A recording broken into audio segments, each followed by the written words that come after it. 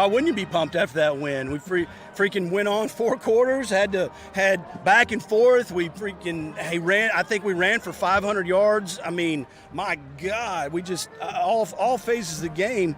We're just growing up, and that's what I've been preaching to these kids all year is we just got to keep growing, and we're hitting this crescendo. We feel really good about ourselves right now, and we're really excited about where this team is.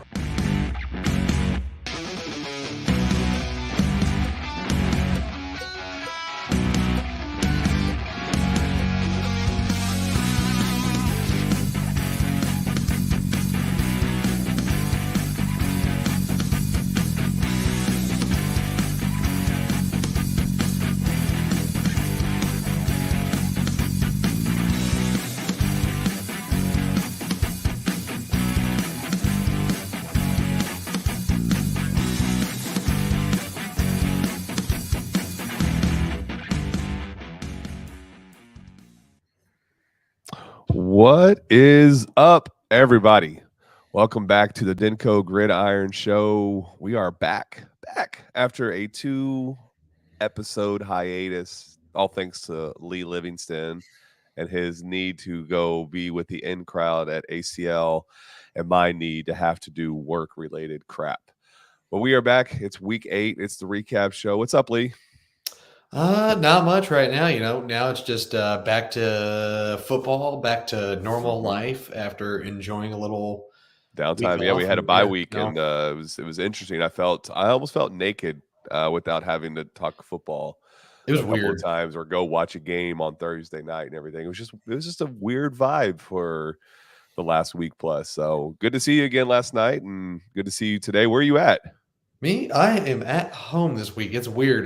So John, the guy that kind of oversees a lot of stuff or provides a lot of us stuff for us, he needed to take a lot of our equipment down to Austin, where I will be headed because I work with him for a big old event that we're going to and doing a bunch of audio and video stuff down there. Mm-hmm. And so I needed to be somewhere where I could. Actually, it just meant that I didn't have to go to the office, and so yeah, for sure. Yeah, it's like I don't know what's the point of going into the office if I'm just going to be using my AirPods. Like, why? Absolutely. Why drive in? Yeah, we were talking about this last night. I was actually planning on coming to Denton to the studio in case internet issues persisted that I've had the last 2 days here at home. So, luckily, since I've been up and when I got home last night, we haven't had any disconnections. I'm probably jinxing myself because in maybe like 5 minutes it'll go out and I will be internetless for 5 hours and have to be on my phone for the rest of the show, which will be spotty as well because Verizon and a lake, they don't play very well together apparently. So anywho, this is the Denton Gridiron Show to recap week 8. A lot of interesting storylines. We'll get into a very, very lengthy stock up, stock down. It's going to be about predictions for playoffs and where we're kind of feeling for these teams and where they are currently. But before we get into that, you just saw the Billy Miller cut. We were at that game last night after Denton's win over Creekview, a very exciting win. It looked like it was going to be a slow kind of game early on. And then the third quarter happened. So we'll get into that a little bit. But, just tell us about ACL, man. Tell us what it was like. It was great. For me, I think the one bummer was, I was hanging out with my buddy, friends I went down there with. My friend Byron, big Kendrick Lamar fan. Yeah. Landed himself right there in front of the stage all day Friday. And then Kendrick's plane was delayed. No. That was kind of the one event of the weekend that was both hilarious and somewhat sad. But Kendrick ends up coming out, performs kind of late, and he just didn't care. I loved dude comes out, performs until they cut the lights out, and the crowd's just singing all of his songs, and it was kind of awesome to see. Because he kept playing until they cut that mic off, cut the lights off. That's crazy. So that was very fun to watch. And then the next day, I went and watched the Foo Fighters. So I don't know. I just had a blast. I was rocking out in the crowd and everything. That's a from the way good they hang out band with to rock friends. out to for sure. I like the Oh, Foo Fighters. oh, I loved it. It was great. Yeah. It was fantastic for me. Yeah, So I went down to Austin as well, not for ACL, but for work. And like an idiot, I left on Sunday after the Red River rivalry game. And boy, was there a lot of traffic heading down that way on a Sunday. I don't know why I thought that was not going to be the case, but it was.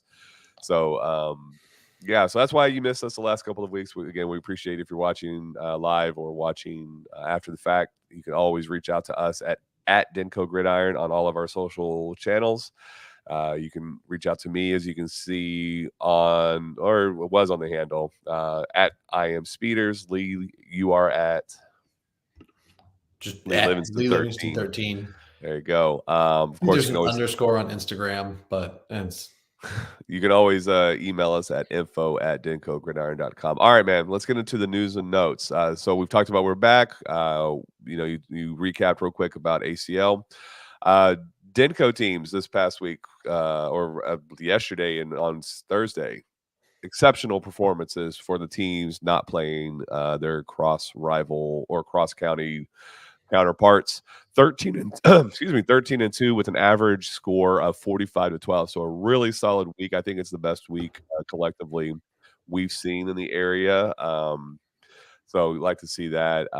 And we're going to get into a lot of what that means in those 13 wins, as well as the other wins for the cross county matchups, and what it means for playoffs moving forward. There's a lot to kind of break down, but let's get your thoughts, Lee, on last night's game between Denton and Creekview, which was, like I said, an unexpected shootout in the third quarter.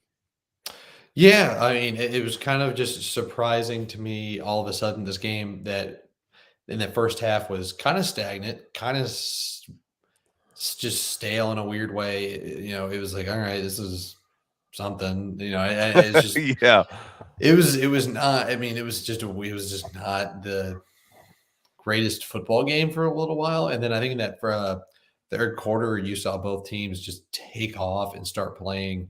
I think a lot better. I mean, especially the two offenses looked way better than I think what they have all year long. We saw what the first Denton game of the season. That Denton offense looked 1,000 times better.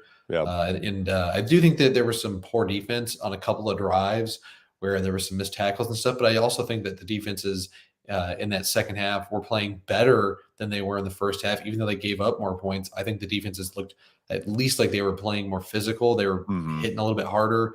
They were trying to close gaps. They were playing a little bit faster. They were getting after it a little bit more. There was a little chip. The two teams were getting a little chippy there, and it's like For sure. it's like just that whole atmosphere of the game. It's like I think both defenses were playing more physical, and while they were missing some plays, I think it was a couple of drives that stood out where they missed some plays, gave up way too big of particularly some runs. Yeah. From both teams where they missed some plays.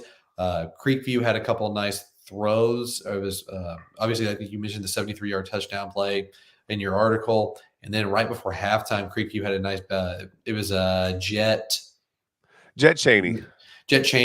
Nice back shoulder touchdown pass. And then the two running backs for Denton, Jacoby Gladney, Gladney, and then Robinson. Lamarcus Robinson. Just monster games. I mean, those two dudes, it was they've been having a great time. They've been playing really well here, kind of down the stretch a little bit for Denton. I mean, they hit a hole and it was just they were gone. I mean, that's kind of what it was. And they were one thing I was impressed with. I think was Jacoby Gladney. That dude was leveling people. I mean, he was just so not afraid of contact, and I think that's a really impressive thing. That's what you need from a running back here, kind of down the stretch. And I think that's going to pay dividends for Denton here these last few weeks, because by the end of the season, guys are going to be a little more worn out on that defensive side. And I think you see it with guys like Derrick Henry in the NFL level, where it's like, I don't want to tackle anymore. Right. It's been a lot of tackling so far this season. Yeah, absolutely.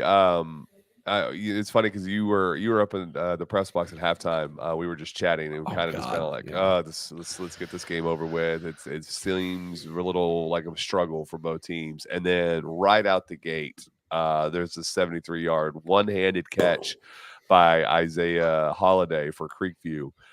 And it was not a great pass in terms of placement for Cheney. It was narrowly picked off or tipped by, I can't remember what defender, probably Mashad Ford Denton. And Gladney reaches out with his hand and just yoinks it out of the air and is off to the races for maybe 48 to 55 yards of that 73. In terms of yak, but it was like, okay, we like, well, you missed this one. That sucked. That'd have been a good one to kind of Oh, put it it would have in been the clip great. and Yeah, I wish I everything. was down there for that. But Yeah, and then it just, like you said, the floodgates just open.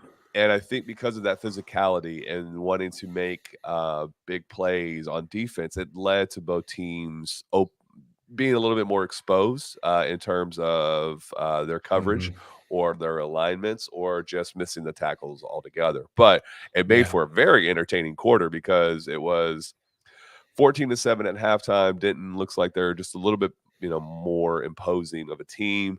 And then it's 14-13. And then we go to 21-13. And then it goes to 28-13 or 21-19 or something like that. And then 28-19 and then 28-26. And then somehow Creekview takes the lead. I mean, it's just, I thought we were just going to ping back and forth, but they got a stop. Or no, there wasn't a stop. So Creekview did have a stop in there at some point because they did have stop, and they got the ball back. Yeah, because they had. No. It was the onside kick. It was the onside kick. Oh, yeah, it was the onside kick. That's what it was. That's what it was. They had the onside kick. It was a perfect onside kick. Like, it was a surprise onside kick, and it bounced over the front man for Denton, and it just landed perfectly. It was a great kick. And so they scored and took the lead, and then it became Denton needing to make stops on defense, and they did. Kudos to the defensive coaches and Coach Billy Miller for making that adjustment in the early fourth quarter, as well as that fourth down play when it was 4th and maybe 15 or something like that, or 4th and 12. Where they stopped him just short. Because that's a good play to bring up. It was 4th and 15. It was 4th and 15, or I think it was 4. Yeah, you're right. It was 4th and 15. 4th or 12, 4th and 15, somewhere around there. It was long, and I think the play call from Creekview on offense there was I was surprised by it. Because it was like, all right, you know what? It was almost like a screen pass. It would, and what I think was so brilliant about it, it was just swing pass out to the running back. But what they did is they put their two big wideouts that had kind of had some decent plays throughout the game. They gave on that right side. They sent them down the sideline, because I was fully thinking, all right, they're just going to take a shot here down the sideline. You had to. I thought they were going to I was fully expecting they're going to throw it to the end zone. If they don't get in the end zone, it's okay. But it's like, that's kind of where, with the amount of time left in the game, the way everything's going, it's so long of a fourth down play. You just take a shot, almost like a Hail Mary-esque type play. Yeah. And that running back, he swung out late. I mean, it was almost like I thought he was blocking, so, and he swung out late. I mean, everything about that play, that was a lot of just the linebackers, everyone following their assignment and doing what they needed to do, because, man, he had room to run. That was one of those plays where if you have like a Davion Gross type of player back there, just one of those really elite, that was just a great play design from Creekview, in my opinion. And then just a heck of a job from those Denton linebackers and guys that went out and made that play and stayed home on their assignments. Just great. Yeah, I will say, I mean, Dre Richardson had a phenomenal second half. I think he's the one who caught that back shoulder fade touchdown, if I'm not mistaken. Yeah, he was. I think it was 16. Maybe 16. Dre Richardson. He's the one who took the swing pass. And while he had a monster game and it was essentially the life for Creekview's offense, I kind of feel bad for him, because I don't know if he realized maybe it wasn't fourth down, or maybe he was further than he was. But you got to, like, on that instance, your season is essentially on the line. This is how you introduce chaos into the playoff party. Because if Creekview wins, there's 4 teams now with one win in district play, and that's Denton, Memorial, who beat Independence, and now Creekview. As well as Independence. So there's those 4 teams jockeying for that last spot. You've got to got to extend yourself or go run somebody over as opposed to going out of bounds. I don't know if he knew where the sticks were. It's like, you're just short. Like, because he stay he towards went the out, middle of the field, probably. stay towards the middle of the field. Maybe burn your last time out if you have to, or spike it or something. But there was plenty of time on the clock. I don't know. I felt like it was an instance of not understanding the situation, and I felt bad for him because he went out of bounds casually. I know he was kind of pushed out, but he just kind of went out, whatever. But he was short, and so Denton was able to get the ball back, and they had to run a couple of plays to end the clock, and it's you just kind of feel for Creekview. It's just that the narrow miss of keeping that they're still mathematically in it, and we'll talk about that actually here in a second. Is our stock down playoff forecast report, but that was that out of all the things that happened last night, that one play is going to stick out the most, just because that is the finality of your essentially your playoff chances. But a fantastic game otherwise. I love the passion from Billy Miller afterward. I mean, he was intense. He had this fire in his eyes. You can kind of see it in that video that we led off with, and I'll put it up on the website actually on top of the article, because I forgot that it was published or pushed to our drive last night. I usually get a text from you, so I was waiting for that. I just forgot to send the text. Oh, you're good. We're coming back out off the bye week and everything, so we gotta regroup a little bit. But I was like, all right, I'm going to bed. It's 12 something. I'm done with my part, and we'll talk in the morning. And I was like, oh, there it was.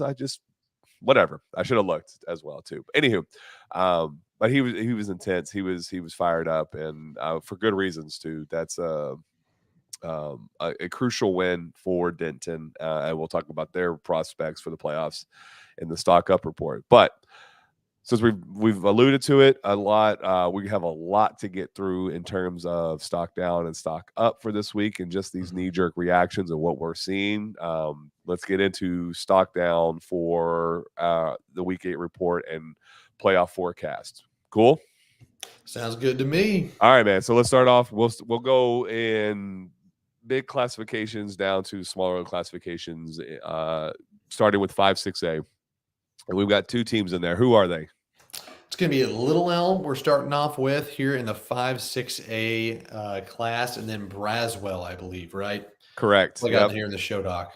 Yes, sir. So it's Little Elm and Braswell. Little Elm pretty much eliminated. There's 3 games left. They are winless on the season, and their only hope is to force a 3-way tie. Geyer and McKinney each have 3 district wins, even though McKinney lost. And Geyer did win last night. Their only hope is for those 2 teams to lose out and Little Elm to win out. And it's not going to happen, is a crude way of saying it. So I can't see Little Elm's prospects of making the playoffs. If they lose next week, they're definitely done. So mathematically, we were talking about this before the show, right? Mathematically, you're still in there, but realistically, what are the odds? It's really low. Same thing goes for Braswell. We talked earlier this year about them needing to flip some games, and they got one in Rock Hill, right? Needed one more, and that the most, I think, optimal game would have been against Geyer, but Geyer has seen they were floundering at one point. Just things didn't seem quite right earlier in the season. I think they've righted whatever ship that was, and now with Braswell losing that one, their prospects are pretty down too, because Geyer and McKinney own those tiebreakers over Braswell.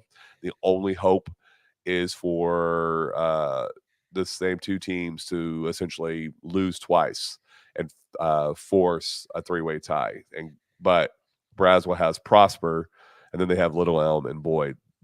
Prosper's rolling through teams, so next week is definitely a must-win, but in all likelihood, a near improbable matchup.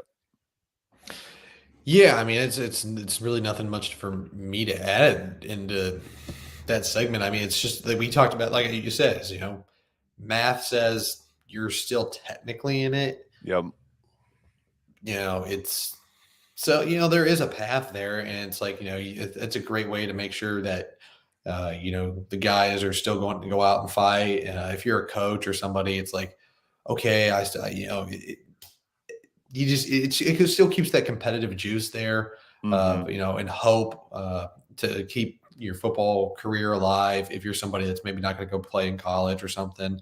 But it is very difficult when you're just go look at the standings, and it's like, all right, you got these you're 1-3, and everyone above you is either 3-1 or 4-0. Like, that's a lot. So even if you get that win against Prosper, you're still looking at a situation where other things still have to happen. Yeah, there's still a lot to happen So, for both teams. I mean, McKinney, Boyd, and Little Elm are effectively eliminated, but Braswell, but the game against Prosper is going to be tough for them. And you can check the standings out as well at our website at dencogridiron.com/standings. It has every classification that we cover broken out into their own districts. And if you want to, you can look at a lot more granular stuff for each district as well. But so that's the 5-6A stock down with Little Elm and Braswell. The prospects and playoffs are just really tough. I was kind of pulling for Braswell just because I liked Cody Moore in that group and the administration and all that stuff at Braswell. I haven't really had a lot of conversations with Kent Laster this year, but still was kind of just pulling for them. Like, I'd finally get over a hurdle. Maybe that coaching change is what was needed, and they're just going to be on the fringe, outside looking in type of team. All right, moving to 6-6A now, where a lot of our teams in this classification reign. Still stock down, even though you won last night as Flower Mound. They are a team that has to win out to make the playoffs. And you got it last night over Hebron, but man, they still got Coppell on the penultimate game of the season, and that's a huge hurdle with the way Coppell's been playing. Yeah, Coppell's cooking right now. Oh, good grief! I've read his name a few times on the show. It's the quarterback. Oh, good. At Coppell. Either way, obviously not a team we cover, so I'm not going to feel too bad about forgetting his name. Worries. I'll look it up while you're talking. Go for it. Yeah. Absolutely cooking, and they went out and won 35-7 last night. They're just breezing through 6-6A at the moment. I mean, they played really well against Louisville. I think they've only stumbled really in one game this season, if I recall. It was some close game against. I think they're undefeated. They are undefeated. I was saying they've really only stumbled once, and it was the South Grand Prairie game was the one that they probably should have won by a little bit more than they did. It was 44-34. Saxey, so 44-41. They could have pulled out, but that's week one. Week two, a little surprising. It was as close as it was. But since then, they've just wrecked teams. Even Louisville, 49-28. I mean, it's the team that's performed the best against them, even though they only scored 6, is Marcus. They held them to 20. Yeah, I mean, we'll talk about Marcus later. I mean, that's a team that Coach Alexander was talking about it in our interview with him 2 weeks ago. That he doesn't think they've played their best football yet, and I think you're kind of seeing that in the scoreboard every week. They're playing better. That Marcus team, and we'll talk about them a little bit more later. But this Flower Mound team got the big win. Just the way their schedule is staggered is just rough. You got off to a very slow, rough start in district play, and you don't win district early on, but you can certainly lose it, and that's kind of coming to bite them in the butt. Like, they had the opportunity against Marcus and the Mound Showdown, and they just could not, complete that hurdle. And now you've got this game, Hebron, a very winnable game. They only lost by 7 in a low-scoring affair. It just could not get over that hurdle. And now you've got, like I said, Coppell in the second last week of the season. And if I'm not mistaken, they have a couple of Plano teams. So they're going to probably bounce back. They play Plano next week and probably bounce back in that one. But they could very well lose that one as well. There's a lot to kind of get through, but they have to win out to get in. And it's going to be hard if to me, in my eyes, against Coppell to do so. Yeah, that's just it's just a tough. It's just that 6-6A. We talked about it starting a couple weeks ago. I mean, early in the season, the way just things kind of were looking, it felt like it was going to get really messy after that Marcus win over Hebring because Marcus played so well. Okay, this could get kind of messy. Then Louisville loses to Coppell, and Yeah, then all like it is a district that traditionally can get really I'm trying to think of a good muddy, way to put it. a little Yeah, muddy. really muddy, especially when it comes to just winning getting that playoff spot. It gets muddy just for the battling, for winning a district title in 6-6A traditionally. Very rare. I think it's not really common, but we have like, oh, a 6-6A district winner. It's locked in stone from the get go kind of thing. It just doesn't happen all that often in that particular district. So that's why Coppell, I think, is just kind of surprising to me at the top of that district right now, and I think that's pretty impressive. Yeah, for All sure. right, Yeah, so there's the one team in 6-6A that we cover that's kind of it's a lot. So moving to 5A, we're going to go to 3-5A Division 1. This was a game I really had kind of circled on the calendar from last week and then the week prior is the Colony. In 6th place, they really needed to win and flip this game from last year's result against Northwest. And this loss really hurts their chances to get in. They only have 2 games left on the schedule because they play all 10 at first, and then they have the open week to end the season, which kind of sucks, I think, because the control is out of your hands at that point for that last week. Centennial owns a time. Oh, go ahead. I was gonna say it's like what's the point of everyone else gets a bye week during this? Like, why are you getting a bye week? Like, what's the So, point of even having a bye week? so Like, for did they get a bye week? I haven't looked at their schedule, but like, did they not get a bye week like during? no, that's how they had it scheduled for the last 2 That's years. the worst bye week of So all and time. it's funny. I haven't talked to Rangel about this, about why he chose to do it this way. Oh, okay. So, the coach. Okay, so the coach did make the decision. Well, yeah, Okay. it's in some part. I mean, there is the district that has to come up with scheduling as well. So there's a Okay. lot of moving parts. Kind of like whatever. So I remember talking with Coach Webb before he left when I was covering the Denton Geyer beat for the Denton Record Chronicle a few seasons ago. This is when they were making their second push for state. And I asked, it's like, why? He's like, why have the week 11 bye week? He's like, man, it's great. Like, yeah, we're expecting to have a long playoff run. So I'd rather get all of our games out of the way and then have that open week right before playoffs start to get our guys rested and everything. So it makes sense for the teams that expect to make a long run. This one, I maybe it's just the way the scheduling falls for the Colony in terms of district and everything. So there's a lot that I'm not privy to that for how they understand and do that. But going Okay. back to it, to the Colony, 10-point loss to the Northwest. So this really hurts their chances because you need to flip over past Centennial because they own the tiebreaker. And Centennial has games against Brewer, Northwest, and Azle. I can already see them winning against Azle easily. And then Brewer most likely, and then Northwest is going to be a toss-up. But you need Centennial to only go 1-2, and the Colony has to win its last 2 to get in clean, or hope that there's a 3-way tie with Brewer throwing a wrench into that as well, because the Colony owns a tiebreaker over Brewer. If Brewer beats, Centennial,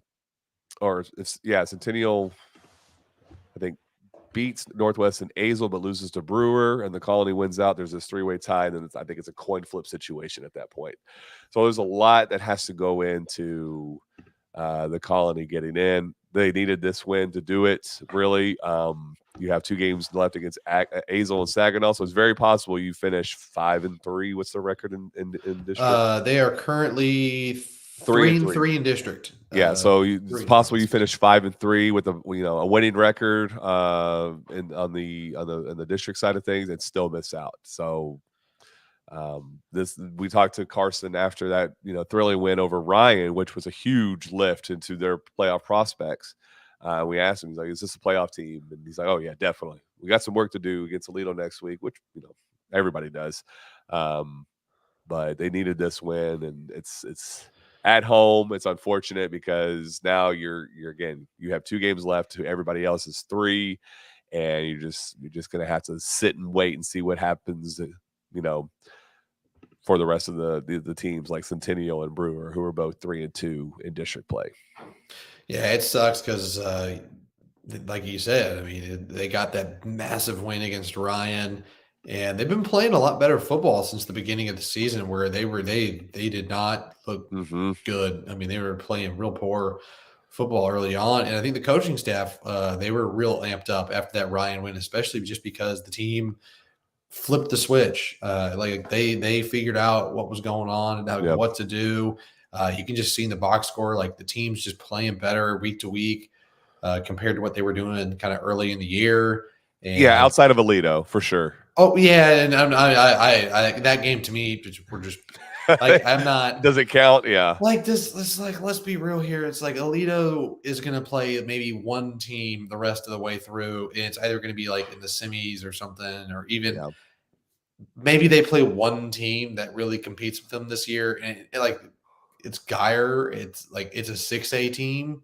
Yeah, like Alito's just wrecking everyone. So I'm not even concerned about that. If I'm anybody, any program in 5A right now, yeah. So I mean, for the Colony, it's just a matter of. I mean, like you said, it just I think the surprising thing to me is how competitive this district got, and that it was 6 teams deep. I did not kind of expect that district. I thought it was going to be more like 4 or 5. I mean, I had eyes on the Colony because they needed one win to change from last year. Like they were just to win out and from getting in there, and that win could have been either Centennial or Northwest. I think Centennial isn't as strong as they were last year, so there was the opportunity to flip that game against Centennial, but they didn't. And now it's Northwest was probably the last one to flip, just to get that 4th win at this point of the district schedule. And unfortunately, I mean, it just fell short. So the stock down for the Colony after being so high after that Ryan game. It sucks just because, again, they're in my backyard. I'm not from the Colony. I just live here and everything, but it's like that close team. You kind of hope for just to get that one extra game or 2 extra games in the season and make the playoffs. So, so that's who we have in there. Yeah, bit of a bummer for them. All right, kind of on to that next team is it's Creekview, a team that we saw last night. We already talked about them. At a 3-5A D2. Yep. Yeah. Oh yeah, 3-5A D2. Yeah, I forgot we're covering that district. It's it's just they're pretty much mathematically still in it. It's one of those situations where I mean, everything has to break their way. They got to pretty much win out from here on out in these last 2 district games. They've got Denton and Lake Dallas on the schedule. I believe is that if that's not is that correct? Is it no, sorry. They played Denton last night. They played Lake Dallas. It's saying Denton and Lake Dallas each have 2 wins. There's 2 games left for Creekview. They're open next week, and then they play Memorial and then Argyle. So Memorial and Argyle. Okay. Yeah. So one of them is very possible. If they play like they did in the 3rd quarter, the entire game against Memorial, very possible to win that one. But you need to win both. Argyle, we're going to talk about them here in a little bit. They're pretty much district champs now at this point. But they're not going to let up against Creekview. This game will most likely get ugly. and that I think would they're going definitely to treat that like it's a tune-up game yeah, for the it's playoffs. I don't see them. 100%, 100%. So the prospects for Creekview are slim to none. I think I honestly don't see them beating Memorial just because Memorial now has that win, and they are going to be fired up to hope to see if Denton or Lake Dallas slips up. Actually, they do play Denton, I think next week. So Well, they just played Denton. It's Memorial. Memorial. Okay, yeah, no. Memorial I plays thought you Denton were. next week. I was like, wait, hold on. We just covered the Denton No, Creekview game. I was like, no. what? So Memorial is going to be fired up. So they're not going to be letting up to against Denton and vice versa. Denton needs to win. We'll talk about Denton here in a second in the stock up. But yeah, the prospects for Creekview, and you can kind of see it, or at least I saw it on the Creekview player's face. It's just like that was it. That was our chance, and we were that close, just that close. So yeah, that's stock down. I just don't see Creekview getting in at this point of the season with 2 games left on the calendar. Alrighty, so down to 4A and our stock down, and we're going to go to 5-4A R1 district. We have one team on here, and that's going to be Sanger. Need a lot, like a lot of teams, right? Not mathematically out, but need a lot to happen to get in, right? Yeah. So we have they need to win out, and then they need Farmersville beating Crum, and then Sanger beating Farmersville to hopefully force what? A 3-way tie.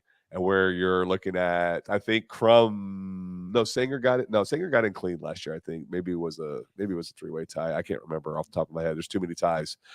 But that's what basically has to happen for Sanger to get in. And unfortunately, Sanger plays Aubrey. Oh yeah, they do. Yeah, yep. That's and that's going to be a tough matchup for them. Aubrey just ran week. through Crum. They've already beat Gainesville. They beat. So my wife and kid. Do you know about today? By the way, hold on. What's happening in our celestial area? Not a clue. I don't keep up. You don't know about the Ring of Fire solar eclipse? It's happening like right now. No, not at all. Not at all. Does it look cool? Yeah, very cool. Yeah. So yeah, we have a solar eclipse happening. We see like 80% of it in our area today. So we're missing out because we're idiots talking on the internet about it looks sports. the same outside out my window. No, it's a little bit lighter in terms of brightness than it was earlier. But yeah, so there's that's happening and everything. Hold on a second. So my wife's taking a picture, so I'll be able to check it out afterward. I think I think in a couple of years, maybe like 2028 or something like that, it's supposed to go directly over DFW or something. Because right now, like it's in Kerrville, Texas, which is really far south. So anywho, that's what's happening right now. So in case you were wondering why I'm geeking out, there's a solar eclipse happening. All right. So anywho, Sanger, they are they didn't play a lot this week, but they need a lot to happen again. They could beat Farmersville, Farmersville can beat Crum, but then Sanger has to beat Farmersville for all of that to happen as well as other things. Yeah. So there's still a lot to go through. Yeah, it's one of those things we talked about early in the year where winning those early district games, like it's just trying not. You don't want to be in that situation where you're leaving other things up to other teams kind of at the end of the year. I mean, because luckily for Sanger, they do play. It sucks. You got to play Aubrey, who's kind of figured some things out here in districts, but you could beat Bridgeport, but then all of a sudden you still have to play Crum. And Bridgeport could win a game, it's just one of those things where I don't know. It's like Bridgeport is technically Bridgeport already has a win on their resume. So it's just all these things I mean, it's just go ahead. All right. I meant to say, I was going to correct myself. Everything can just kind of stacks against Sanger. And then like we said, it's just, they haven't been playing great outside of the running back from Liberty, Luke Thompson. Thompson. Yeah, I mean, they've had some good quarterback play. They just haven't put all the pieces together. And I think that's what Chad Rogers is doing. I mean, he's got pieces. I think Reed is a sophomore. So they are very young, and they are young. New head coach. So it's so if they have a full off season with spring ball and workouts, and then a full summer and fall workouts, I think they'll be in a much better position next year. But it's going to be tough. And I think, one, you're most likely going to lose to Aubrey next week. I can't see that changing. What's going to suck is if Crum beats Farmersville. If that happens, that essentially eliminates you from the playoffs, because Crum owns the tiebreaker. That would leave 2 games left for Sanger. And you could beat Farmersville, you can beat Bridgeport, but if you tie with Crum, and it's just a 2-way tie, then they own that tiebreaker. So, Stockdown, I just don't see the prospects working out in Sanger's favor. Same thing with our next team, or next 2 teams, to be honest with you. That is 4-3A. That's Pilot Point, winless on the season. Haven't seen a lot of improvement in this unit. You got blasted 70-3 last week. So that really makes getting off the floor mat and into the playoffs a very, very tough possibility for Pilot Point.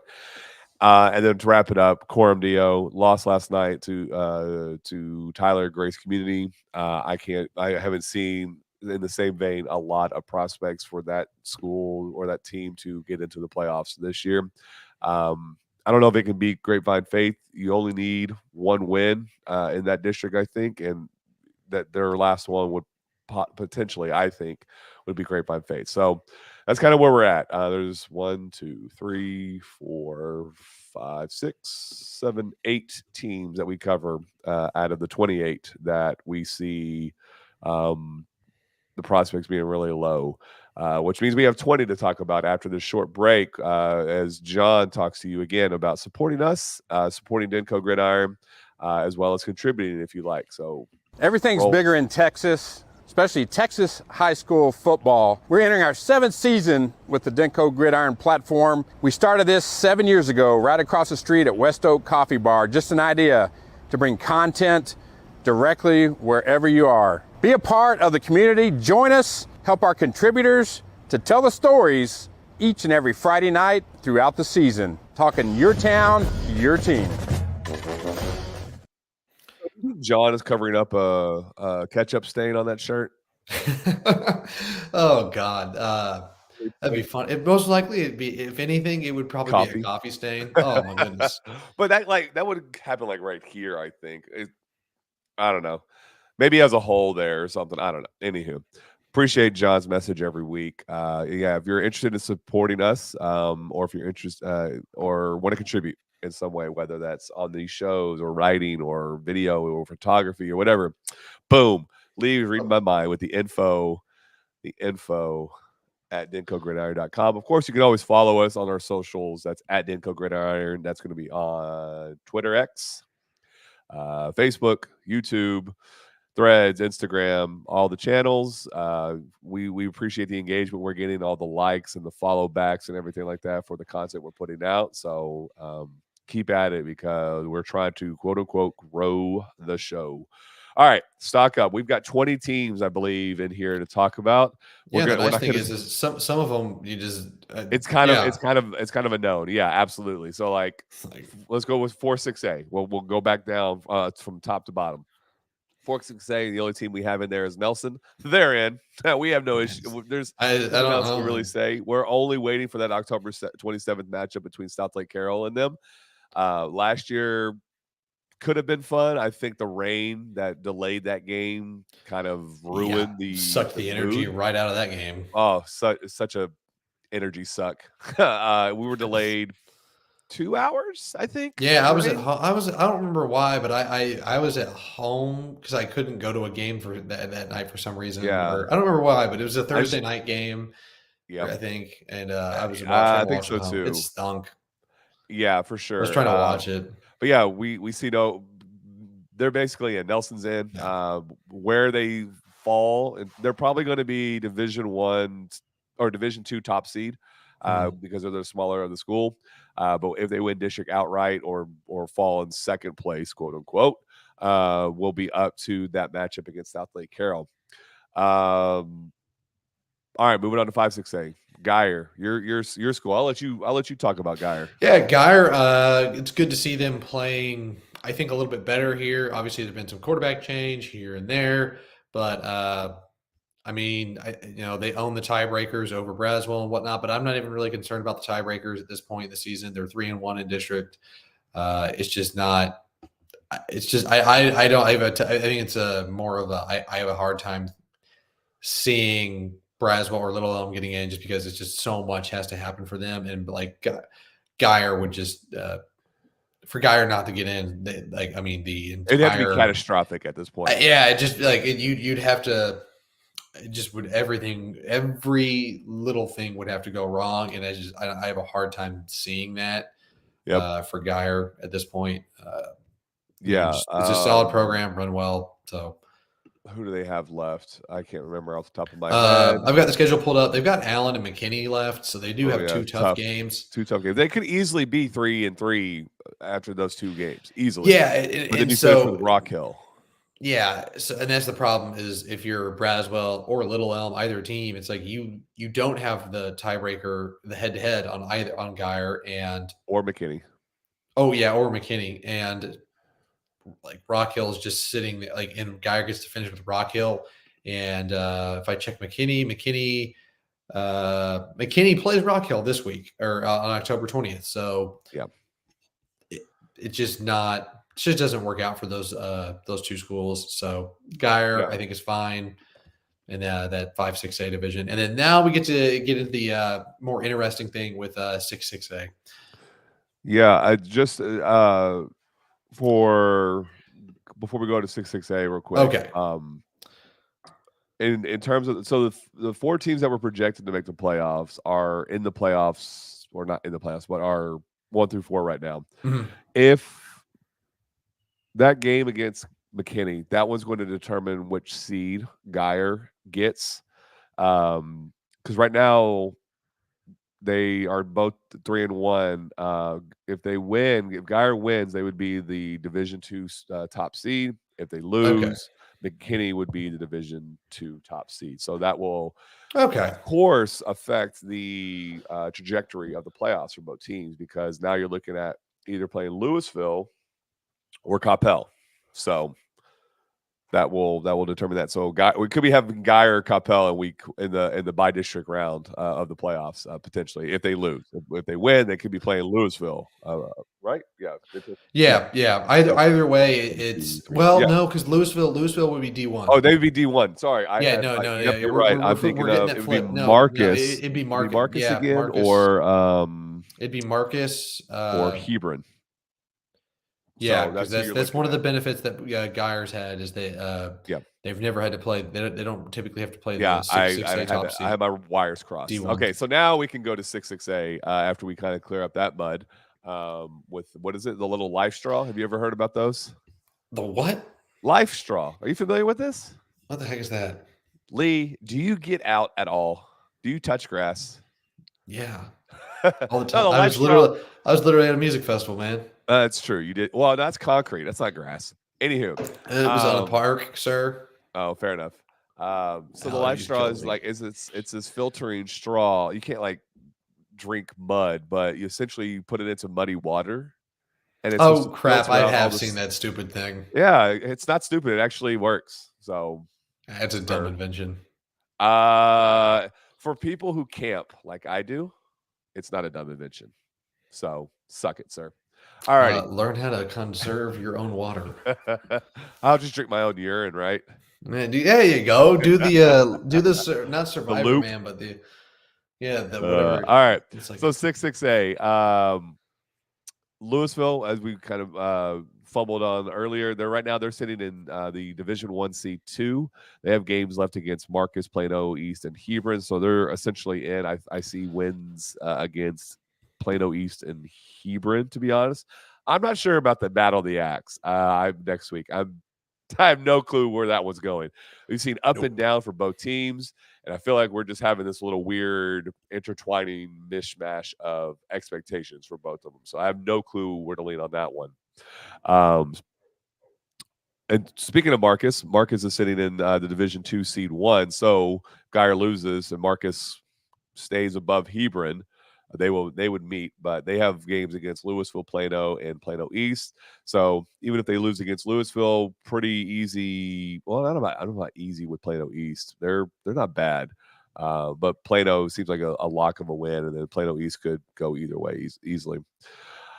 All right, Hebron is next. So these are the 3 other schools that we cover out of this district: Louisville, Marcus, and Hebron. Hebron is sitting at Division II, C2. Despite the loss to Flower Mound, they probably only need 1 win to get in. We talked about Flower Mound needing 3 more now to get in. It's a lot to ask. Plano West looks to be the best chance for Hebron to get that 1 win. And then you've got Coppell and Louisville to bookend. So it's Coppell next week, then Plano West, and then Louisville. So you're hoping that everything kind of goes right, and you're not you can just get that 1 win against Plano West and move over. But Plano East does lurk in the tiebreaker at 2. I think they're both 2-2 in district play right now. Yeah, Plano East is they're both 2-2 right now. And the big thing I was going to point out with Plano East is they've got Plano West, Louisville, and Marcus. Marcus is a little bit nicer of a game than Coppell and Louisville. So that's who Plano East has. Yeah, those last 3 games are a little bit. They're a little bit kinder to Plano East than it is. It's a little bit just nicer. I mean, they're both playing the same teams. Yeah. It's just how the cookie crumbles at that point, because Hebron, they still have Coppell and Louisville too. Well, they don't have Marcus. That's the difference. But we don't know we don't know about how Marcus will play either. Again, they've been that's kind of what I was trying to just allude to, is like Marcus at this point, it's like I would rather see them on my schedule, but then it's like by that last week, it's like, oh god. Yeah, it's I'd rather have had Louisville. I don't know what kind of chaos we'll see come week 11 and where everything falls. This entire thing this segment could be like talking about 6A might be just completely pointless. Oh yeah, absolutely. It 100% is. That's just what I'm going to roll with, and nothing will be determined until 4 coin flips and a game of cards afterwards. Yeah, it's like that's what 6A is going to do. It's just like, all right, absolutely. We're just going to be a giant like Cluster roller coaster. Yeah. There you go. That's I love it. It's hilarious. Like, yeah. All right, it's insane. All right, so down to 5A and 3-5A D1 Northwest. They look like a lock to make the playoffs. They could finish 4th, but back-to-back games against Centennial and Ryan will determine their seeding. But I'm pretty sure they're going to get in at this point, unless things just fall off a cliff for them. Same thing for Ryan. They're in that same kind of boat. They're both tied for, I think, with 4-1 records. But they have Aledo, Brewer, and then there's that Northwest game as well. So I think that one is going to be the one that determines where each team is sitting in this district. But I think the 4 teams that made it last year are going to be back in this year. Yeah, so I think with both those teams, not going to say, oh, they're 100%. I think Northwest sitting pretty good here in terms of making the playoffs. I'm not going to go out on a limb and be like, oh, they're 100% guaranteed locked in playoffs, because that district has shown to be here in this season pretty competitive. Like we already saw with the Colony beating Ryan. It's like, okay, Ryan can be a little shaky. We've just seen that here in the last 2 seasons with Ryan. And so I love him, love Coach Hennigan and everything. It's just I don't want to go out on I'm not going to stake all my money on that. But I think that both those teams are for sure. Yeah, it's like I think both those teams, if you're a fan of either of them, a parent, whatever, it's feel good. You should feel great about those 2 teams and where they are in terms of just making the playoffs, getting ready for the playoffs. If you're a fan of those guys. The only thing for me is just these last few weeks are going to be more about seeding, figuring out those things. And if you're a part of those programs, it's just coming out hard every week and trying to make sure you're not going to get stuck playing. Like if you're Ryan, I don't want to play Red Oak week 1 of the playoffs again. Yeah. Like that Red Oak team is really good, and you have to. I don't want to play that.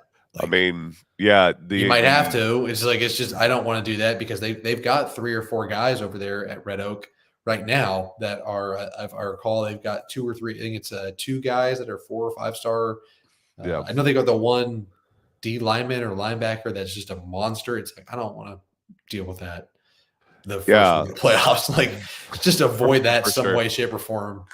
Yeah, I mean, even still, you're looking at then, potentially playing Midlothian. Or let me look at the standings real quick. I'm trying to remember what their exact bye district is. I just remember Red Oak being over there, and it's like, that's who Ryan lost to last year. But and that's why it came to mind. It's like I don't want to deal with that week 1. It's like I want to play the cushy team.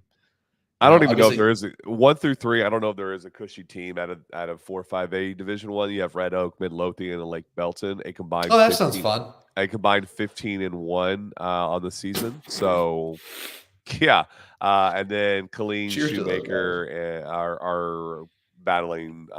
Colleen and Colleen Shoemaker are battling for the 4th spot. So that's who Allen or Alito would get to play. But the other 3. That's a toss-up too. So again, who you might play in the playoffs is going to be determined by your own fate as well as whatever happens over there as well. So we won't know until the dust settles with week 11. All right, but we still feel confident about their chances of getting in, right? Yeah, I feel great. I feel great about both those teams. At the end of the day, it's just a matter of seeding at this point for those guys. Yep, and I've lost my show doc. Oh, there we are. So on to the next one. It's going to be we're going into 6-5A D1. Lone Star still undefeated. They're cooking with gas over there right now. Yep. I mean, they 31-0 fantastic last night. I think it was last night. Colin Blackstock, great game. I mean, they're starting to show that they can get it done. They don't have to have Davy. We talked about it 3-4 weeks ago where they had a game where Davion Gross kind of got taken away, and it was a tight game. And Colin Blackstock had a really good game, was able to get it done. So their offense is showing they can do it in a multitude of ways. Yeah. They're not reliant on one single star player. This defense for Lone Star looks pretty daggum good. That Frisco game will be an important game, obviously, in terms of just that's kind of their final test in district. I think they're going to take care of business. I think this Lone Star team, even if they lost that game, they're really, really good. And the only thing that could bite them in the butt here, I think this season right now, is just having to go through such a long slog of district play. I think this is just a great team. They look poised to me like they could make a really deep run with the way they're playing. It's just that they have gone through such a slog and it's like, man, they could really use a break at some point. So hopefully when at that week 1 of that first week of the playoffs, it's not the toughest opponent for them. It's a game where they can just let off the gas pedal early, get some guys some rest by the second half early, because I think they're going to need it if they're really going to push for a deep playoff run. Yeah, and funnily enough, they would be matched up against Newman Smith.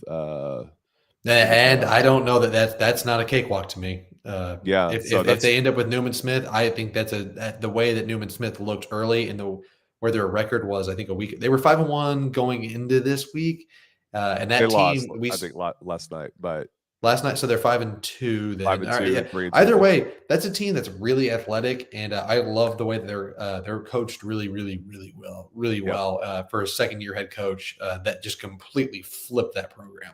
Yeah, for sure. So not a cakewalk if they have to play.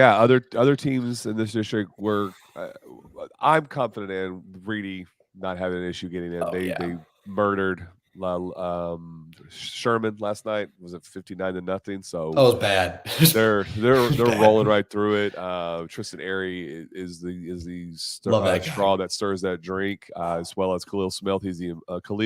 He's the emotional leader in that one.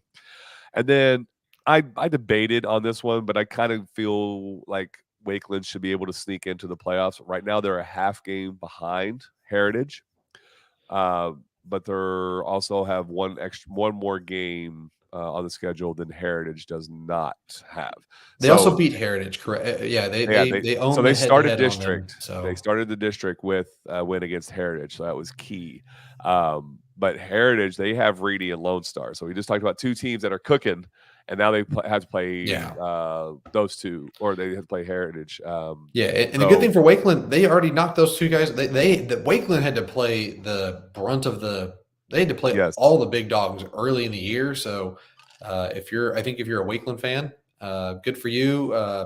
I'm with you. I feel pretty good about Wakeland here making the playoffs. Yeah, they have Lebanon Trail and Sherman. So it'd have to go pretty south for Wakeland, which is weird. It's weird kind of saying that for a team that's sitting a half game out of a playoff spot. But when you own the head-to-head, you have the weaker teams of your districts left on the schedule, except for Frisco. They do have Frisco.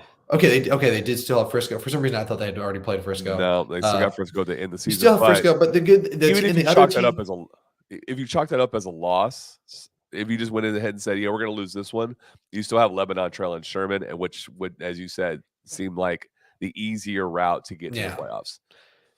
And then Heritage, it's like, I mean, I have no idea how Heritage is going to pull off 2 wins against because they would need to win 2 games of their last 3, and I think you already said they just have, it's just the last 2 for them, right?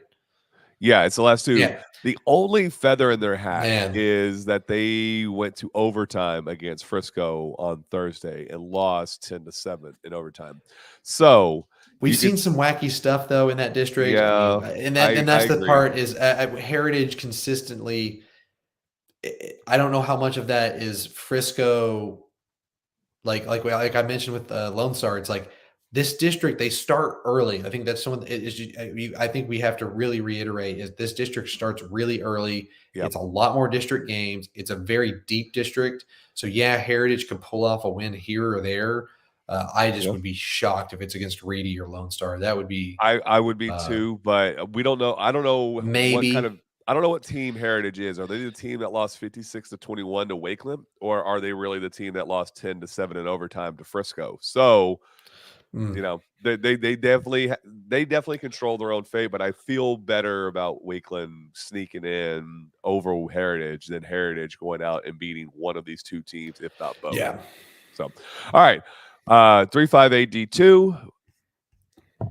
I wrote them off to begin the season after they started 0-2 and looked like dog S to Lovejoy and Melissa. But Argyle, you're basically district champions. You took out Emerson, who was ranked 2nd in the state and undefeated. You've now won 4 straight.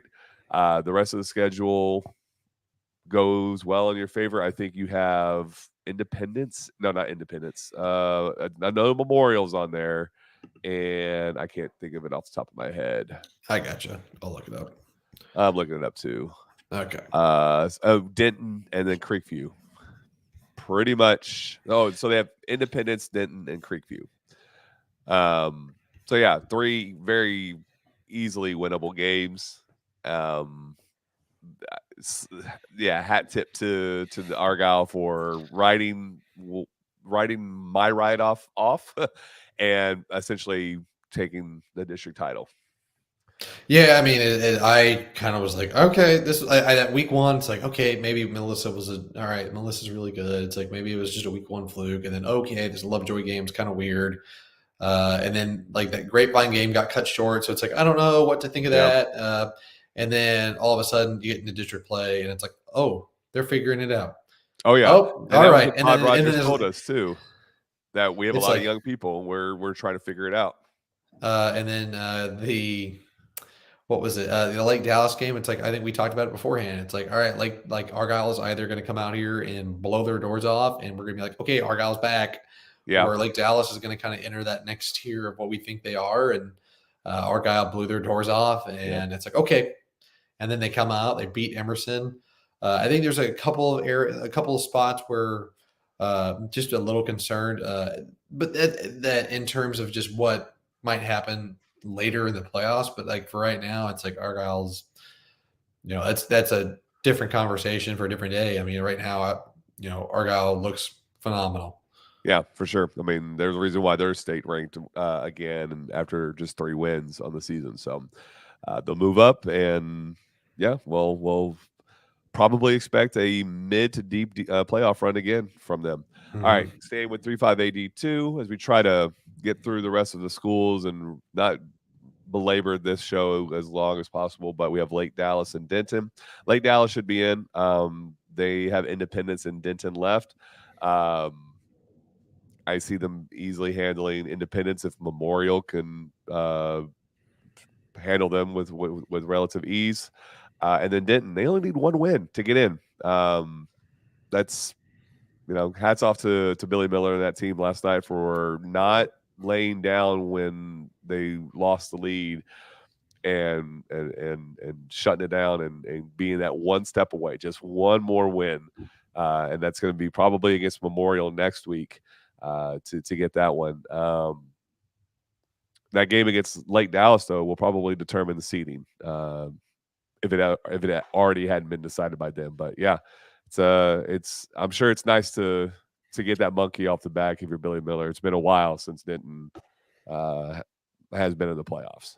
Yeah, definitely exciting just to have the old Denton High, back in the playoffs. So go Broncos, right? Oh yeah, just good. I like having the Denton teams in there. Yeah, for sure. All right, so down to 7-4A, Panther Creek. They clinched with the win on a very close win against Pinkston. I'm not 100% sure about this. My gut tells me that there's something wrong with Trickett. I think he got hurt because he only had one catch for a touchdown and maybe got hurt on that catch.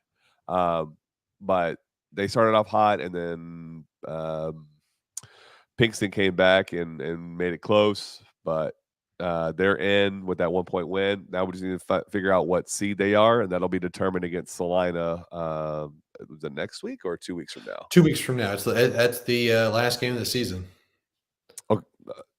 No, there would be 3 weeks still left in the season. Let me double check. I thought. No, you're right. Yep, 2 weeks. Yeah. They are off next week, and then it's 3 weeks from now. Yes, but it's 2 weeks of the schedule left. They're open this coming week. So yeah, we'll figure out where they sit on our season finale. There might go to that game, might not. I think we've talked about that. Anywho, all right. So Panther Creek is in for sure. 5-4A Aubrey has clinched a spot after winning their 4th straight. They pretty much have locked up district title unless something weird happens where they lose 2 more. I don't see it happening in that district. No. Crum, they control their own fate. So again, they have to beat Farmersville next week to get in. Go Crum Bobcats. So that's 5-4A D2. Any thoughts on the schools that we've talked about so far?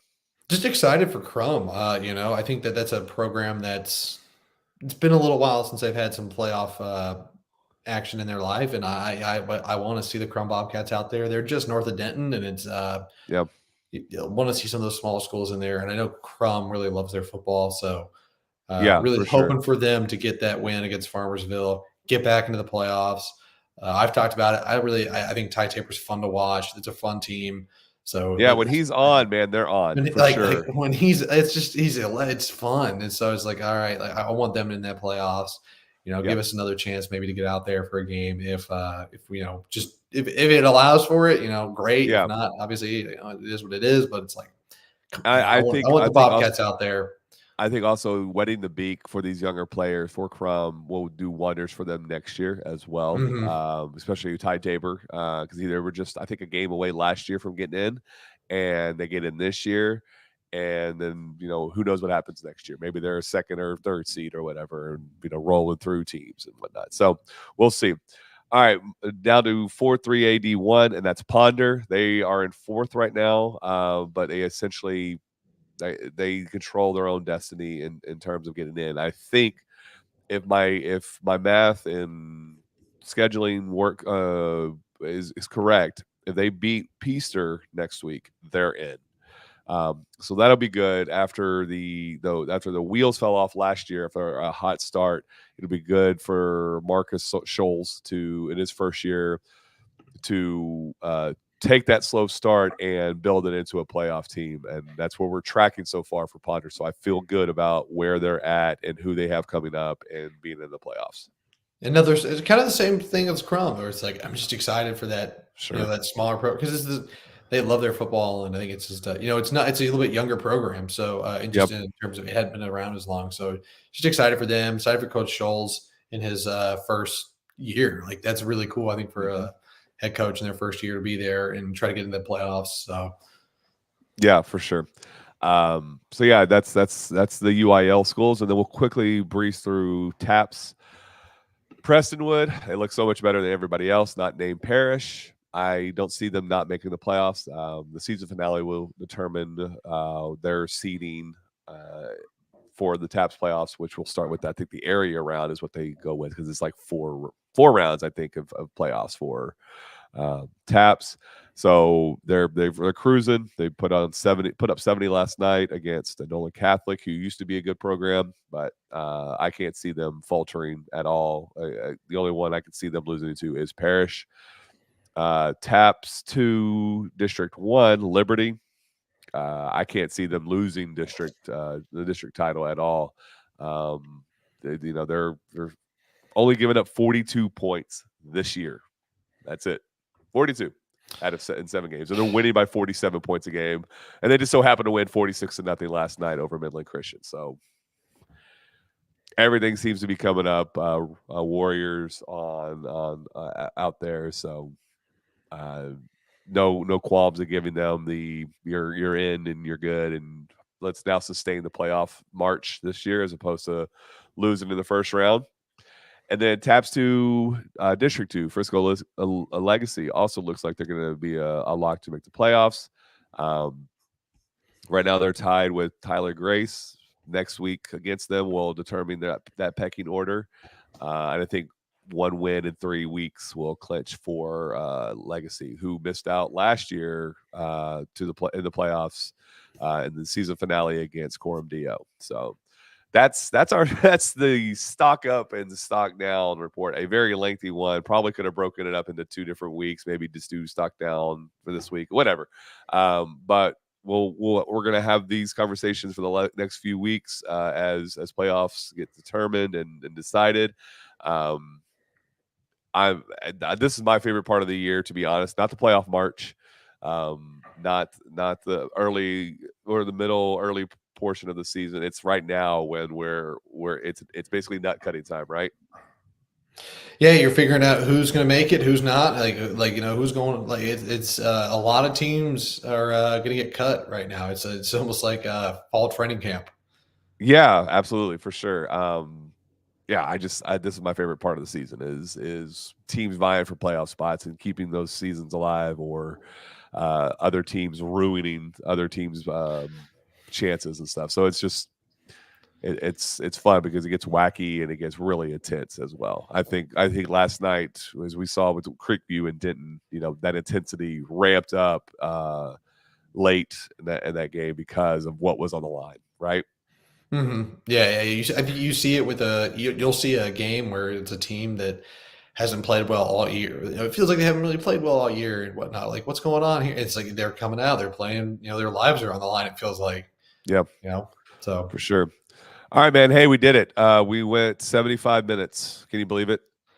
No, because that only took 75 minutes. I thought we were going to do an hour and a half just with how much to talk about. But we're back to our regular cadence. We'll be back on Wednesday, right, in studio. Or yes, you're out of town, right? No. I'll be back on Wednesday. We're back to normal. Okay, we're back to normal. We're good. Back to normal. Good. So yeah, we'll be in the studio stuff. on Wednesday at 1:00, talking previews. Our top getting you ready games for Friday night football. Yeah, man. So, speaking of which, tell the folk where we're going to be this coming week. Do you remember? This Thursday? Nope, not a clue. I'm gonna be honest. Not a clue. I can't Okay, remember. so I believe I have no idea what games we're going to this week. Yeah, I only emailed you what I think we should be doing moving forward for the games, but I think on Thursday we're going to be out in McKinney ISD Stadium to see Little Elm and Boyd, just to get them off the ledger. No offense, but there's not a lot of great games on Thursday. A lot of blowouts impending with Nelson and Central, Little Elm, Boyd, Argyle Independence, and Wakeland Lebanon Trail. I think Little Elm and Boyd will be the better of the games. That's just my hunch. And then on Friday nights, we are looking at Aubrey and Sanger. All righty. I'm looking forward to that. Aubrey and Sanger. I think we'll have some fun out there. Look forward to coming to see the Sanger Indians. Hadn't been out there in a long time. Yeah, well, we haven't been to Chaparral Stadium. We've seen them once already this year. But Oh, we yeah. haven't It's seen, in, yep. we haven't in seen Aubrey. Sanger Just yet. Sanger. But this is that game where we're talking about Sanger's life is on the line for the playoffs.